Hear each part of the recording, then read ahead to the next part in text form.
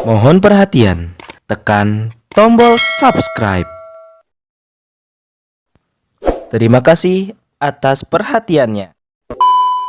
Mengenai putusan MK, silahkan ditanyakan ke Mahkamah Konstitusi. Jangan saya yang berkomentar. Silahkan juga pakar hukum yang menilainya.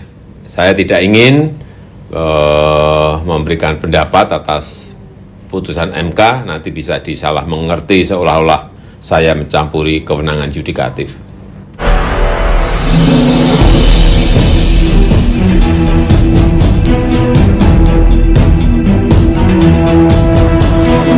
Saya Yadi Muhammad, driver online Depok.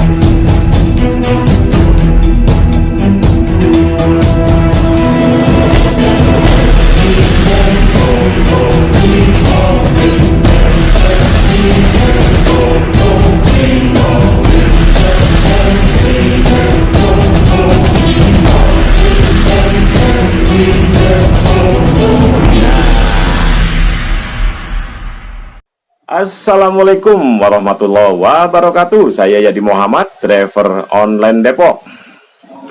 Sahabat Popole yang ada di langit dan di bumi, kita kembali jumpa di Popole TV, khususnya dalam rubrik berita reaksi. Kali ini saya akan mereaksi sebuah berita yang dirilis oleh harianumum.com dan video rilis dari Sekretariat Presiden. Baik, kita bacakan berita dari harianumum.com. MK kabulkan ex kepala daerah jadi capres cawapres. Usman Hamid, titik 2, MK telah jadi mahkamah keluarga. Setuju. Ada beberapa banyak kalangan juga yang telah mencap Mahkamah Konstitusi ini berubah menjadi Mahkamah Keluarga Joko Widodo. Bahkan sebagian kalangan ketika pembacaan keputusan juga telah menuding MK sudah tidak bersih lagi, alias sudah ada campur tangan dari pihak keluarga Joko.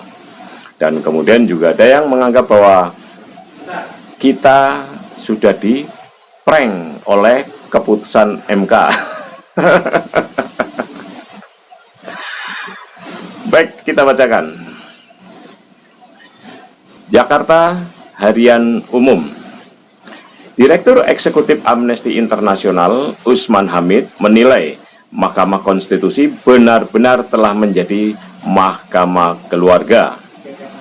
Ia mengatakan hal itu setelah MK mengabulkan uji materi pasal 169 huruf Q Undang-Undang Nomor 7 Tahun 2017 tentang pemilu yang mengatur batas usia minimal calon presiden, capres, dan calon wakil presiden, cawapres yang dimohonkan mahasiswa Universitas Negeri 11 Maret Almas Saki Biru.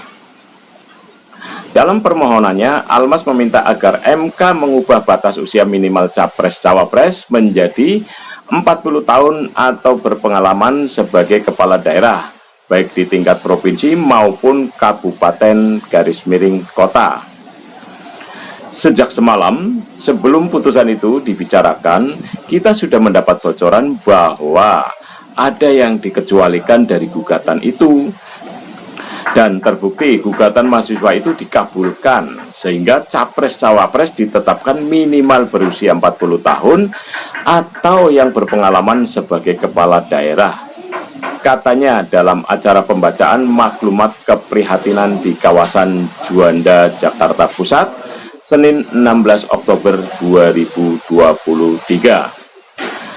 Sejumlah tokoh hadir di acara ini, diantaranya mantan komisioner KPK Eri Riana dan ekonom Faisal Basri. Panitia mengklaim maklumat ditandatangani oleh masyarakat dari berbagai kalangan termasuk pers, tokoh pendidikan, dan tokoh lingkungan hidup. Menurut Usman, putusan MK itu merupakan indikasi suburnya politik dinasti di era pemerintahan Joko Widodo. karena ia pun meyakini bahwa ada kepentingan untuk meloloskan putra sulung Presiden Joko Widodo, yakni Gibran Rakabuming Raka, untuk naik pentas politik nasional, dalam hal ini untuk menjadi cawapres. Dan ia meyakini kalau gugatan itu belum tentu diterima jika Ketua MK bukan Anwar Usman, yang merupakan adik ipar Joko Widodo atau omnya Gibran. Jadi kalau ada yang memelesetkan MK menjadi mahkamah keluarga, ya nggak salah juga. Karena putusan itu mengindikasikan kalau MK memang telah menjadi mahkamah keluarga, tegasnya. Usman juga mengkritik paham Jokowisme yang digaungkan para pendukung Joko Widodo, karena menurutnya selama Joko Widodo menjadi presiden sejak 2014, ia tidak melihat Indonesia menjadi lebih baik. Terlebih setelah Undang-Undang KPK direvisi, KUHP direvisi, dan Undang-Undang Cipta Kerja diterbitkan, dan berkuasanya oligarki di balik pemerintahan Joko Widodo. Menurut saya, Jokowisme itu sekarang telah menjadi Jokowigarki. Katanya, para pembicara yang hadir pun umumnya mengkritik pemerintahan Joko Widodo. Apalagi karena menurut mereka, demokrasi yang menjadi buah dari reformasi telah dikhianati karena Joko Widodo membawa Indonesia kembali ke era otoritarianisme seperti di era Orde Baru. Reporternya RHM. Baik, sebelum kita bereaksi, kita juga perlu mendengarkan keterangan pers dari Joko Widodo. MK baru saja menerbitkan putusan MK tentang persyaratan calon presiden dan wakil presiden, Pak. Bagaimana komentar Bapak? Ya, mengenai putusan MK, silahkan ditanyakan ke Mahkamah Konstitusi. Jangan saya yang berkomentar. Silahkan juga pakar hukum yang menilainya.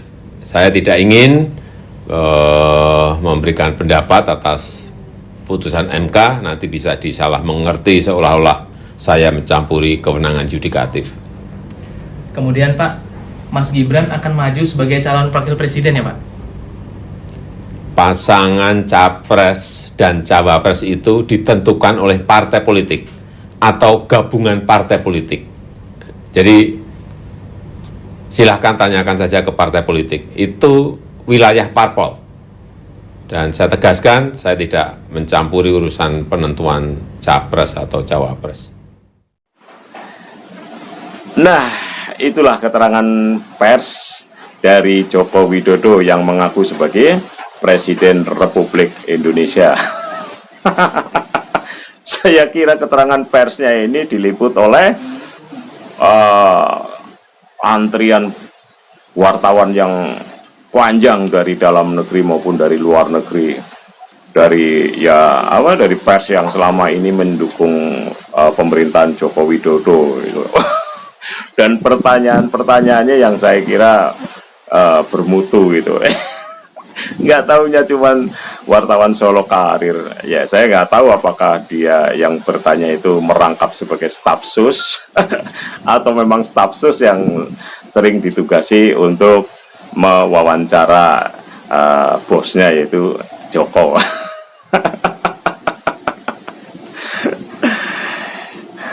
Ya, baik, kita langsung saja ke pokok persoalan, bahwa kalau ada yang pernah berkunjung ke negara Palestina, terutama kita mendekat ke perbatasan dengan wilayah pendudukan Zionis Israel, ya mohon maaf, sebagai Muslim saya tidak akan menyebut bahwa Israel adalah sebuah negara karena masih ilegal. Jadi saya menyebutkannya sebagai penjajah. Nah, kembali kepada soal perbatasan antara Palestina dengan wilayah pendudukan Zionis Israel, di sana akan ditemui yang namanya perisai hidup untuk melindungi warga Zionis Israel dari serangan-serangan tentara Hamas, Mujahidin, maupun pejuang-pejuang Palestina yang lainnya. Selain juga ada perisai yang namanya Iron Dome. Nah, kalau yang khusus untuk di wilayah perbatasan yang namanya perisai hidup itu adalah merupakan tentara-tentara bayaran yang direkrut dari sejumlah negara termasuk katanya dari Indonesia. Yang mudah-mudahan tidak ada tentara bayaran yang dari Cilacap, malu-maluin aja kalau dari Cilacap ada yang direkrut sebagai tentara bayaran Zionis Israel. Naudzubillah min dzalik. Baik, pertanyaannya tentu saja, apa hubungannya antara perisai hidup yang ada di wilayah perbatasan tadi dengan keputusan MK? Nggak nyambung ya? Nyambung, karena kalau kita melihat dari awal ya, gugatan yang dilakukan oleh mahasiswa, salah satu mahasiswa Universitas Negeri Surakarta UNS, sampai kepada keputusannya, kita bisa melihat bahwa MK sejatinya selain yang pernah dipelesetkan menjadi mahkamah keluarga, sejatinya MK adalah perisai hidup keluarga Joko Widodo dalam melanggengkan kekuasaannya, terus kemudian dalam rangka mengejar ambisinya untuk membangun politik dinastinya. Mungkin itu aja dari saya. Wabillahi taufik wal hidayah. Wassalamualaikum warahmatullahi wabarakatuh.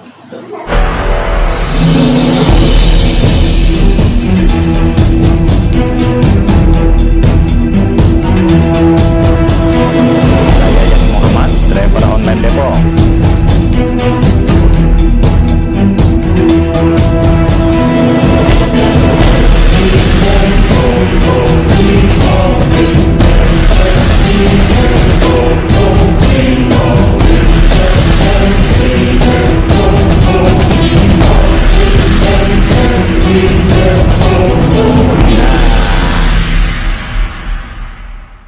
Badan saya sehat, wajah saya segar, stamina saya selalu terjaga. Karena apa? Resepnya, rahasianya adalah minum madui hutan badui. Jangan lupa belinya pada Bang Ramin. Ingat, Bang Ramin ada di sini.